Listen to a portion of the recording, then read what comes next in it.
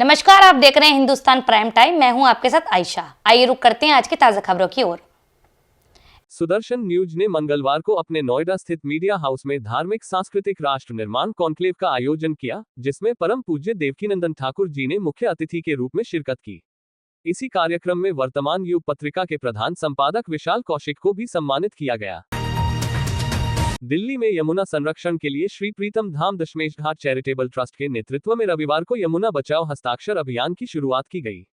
कार्यक्रम की शुरुआत मां यमुना प्रार्थना सभा से हुई, जिसमें वृक्षारोपण भी किया गया। बाबा हरिदास जी महाराज ने कहा कि सरकार से जनता का संवाद जरूरी है, तभी यमुना को बचाया जा सकता है। यह अभियान 29 जून 2025 से 20 फरवरी 2028 तक चलेगा। मेरी आप सबसे प्रार्थना है, ये यमुना चौकी बनाई गई है, ये हस्ताक्षर अभियान आरंभ किया माँ यमुना को बचाने के लिए कपड़े पर, और ये जो है पेपर पर करा है, और इसमें सुझाव पेटी बनाई गई है। इसमें अपना सुझाव माँ यमुना को स्वच्छ निर्मल अविरल करने के लिए आप अपने सुझाव दें, सिग्नेचर करें, और माँ यमुना को हम कैसे शुद्ध कर सकते हैं इसके बारे में भी आप बताएं। मेरी प्रार्थना है कि आप सब जुड़िए माँ यमुना के लिए। गाजियाबाद के लिए एलिगेंट होटल में फेस ग्रुप द्वारा फेस राष्ट्रीय गौरव अवार्ड 2025 और फेस ऑफ इंडिया सीजन 14 का आयोजन किया गया।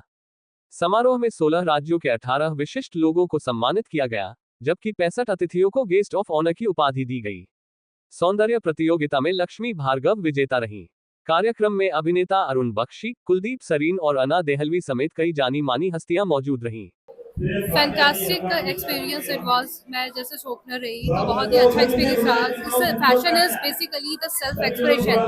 आई am from the educational world and मेरे लिए था कि ये ऐसा हो सके इन फैशन एंड जो एजुकेशन इनकलकेट हो सके, and definitely that will help me and my like students और other people also to know about the fashion. Basically it's a self expression, being comfortable, be in your skin, and it's a reflection of inner beauty. Well, first of all, everyone is very welcoming, and छोटा हो, बड़ा हो, छोटा बच्चे हो या old age हो, every category का यहाँ पे है, तो I like it's very good. I'm very happy to see that.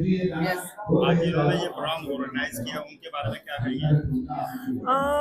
First of all, जितना भी लोग आए हैं सबको स्पेशल इनविटेशन देके स्पेशल इनवाइट किया है वो, और उसके ऊपर में सबको अवार्ड भी दिया है स्पेशली, तो I am very happy with this. Yes. प्रधानमंत्री नरेंद्र मोदी अपनी 2 दिवसीय घाना यात्रा पर पहुंचे, जहां घाना के राष्ट्रपति जॉन ड्रामानी महामा ने उनका जोरदार स्वागत किया। एयरपोर्ट पर प्रधानमंत्री को 21 तोपों की सलामी दी गई और दोनों देशों के नेताओं ने एक दूसरे को गले लगाकर सम्मान व्यक्त किया। बाबा बर्फानी के दर्शन के लिए अमरनाथ यात्रा का विधिवत शुभारंभ हो चुका है। पहले जत्थे के तीर्थयात्री बालताल और पहलगाम मार्ग से पवित्र गुफा के लिए रवाना हुए।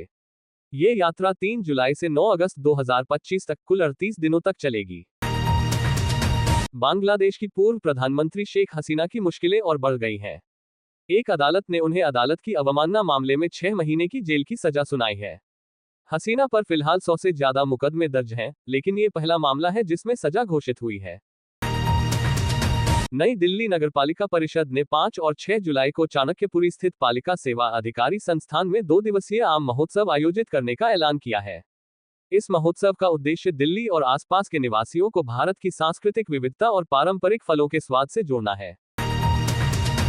भारतीय छात्रों को वेस्टर्न सिडनी यूनिवर्सिटी के कोर्स और रिसर्च प्रोग्राम्स का लाभ जल्द ही ग्रेटर नोएडा में ही मिल सकेगा। यूनिवर्सिटी का नया कैंपस ग्रेटर नोएडा प्राधिकरण परिसर के टावर 2 में खोलने की तैयारी चल रही है। ओला, उबर और रैपिडो जैसी ऐप आधारित टैक्सी सेवाओं के यात्रियों को अब पीक आवर्स में ज्यादा किराया चुकाना पड़ सकता है। केंद्रीय सड़क परिवहन मंत्रालय की नई गाइडलाइन के अनुसार इन कंपनियों को व्यस्त समय में बेस किराए का 2 गुना तक वसूलने की छूट दी गई है। केंद्रीय संस्कृति और पर्यटन मंत्री गजेंद्र सिंह शेखावत ने दिल्ली के उपराज्यपाल वीके सक्सेना और मुख्यमंत्री रेखा गुप्ता के साथ शालीमार बाग में पुनर्निर्मित ऐतिहासिक शीश महल और अन्य विरासत इमारतों का लोकार्पण किया। ऐसे ही खास खबरों के लिए देखते रहिए हिंदुस्तान प्राइम टाइम।